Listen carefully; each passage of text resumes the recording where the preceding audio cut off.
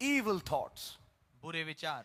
अब evil thoughts में बहुत कुछ evil है, यानी बुरे विचार। बुरे विचार में अश्लील विचार, लोभ के विचार, चोरी के विचार।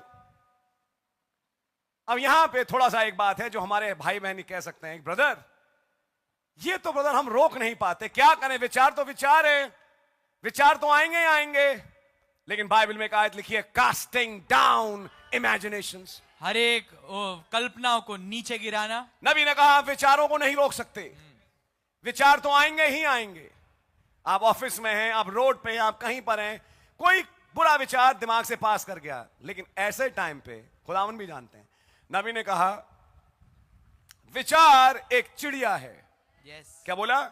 विचार एक चिड़िया है जो तुम्हारे घर के ऊपर से उड़ती भी जा रही है और तुम्हारे ऊपर आके बैठना चाहती है। लेकिन अब ये तुम्हारे पास है कि तुम क्या इस चिड़िया को अपने घर में बैठने दो या ना दो। तो क्या करें? नबी ने तब मैसेज में बोला आपके पास वचन की पुराने और नए अदनामे की दुनाली गन है।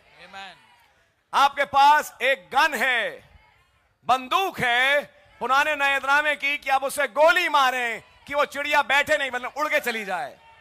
यानी शैतान का कैसे सामना करो? वचन के द्वारा। जब कोई बुरा विचार आए वचन लाओ, जब कोई बुरा विचार आए वचन बोलो। वचन की किसी आयत को, तो इसमें फिर एक इंपॉर्टेंट बात यह भी हो जाएगी कि हम कुछ आयतें याद करें तो करें। अब मैं बुजुर्ग होंगे भैया नहीं चलेगा, विचार तो आएंगे, तो उन विचारों से हम कैसे लड़ें? वचन की आयतों से, नबी के कोट से, संदेश की बातों से जो बोली गई उनको मन में दोबारा दोहराते रहो, और जब बोलोगे तो विचार फाइनली नष्ट होगा। आमेन। So I think you understanding it now. मैं सोचता हूं आप समझ रहे होंगे अब। Out of the heart of man proceed evil thoughts. मनुष्य के हृदय में से निकलते हैं बुरे विचार।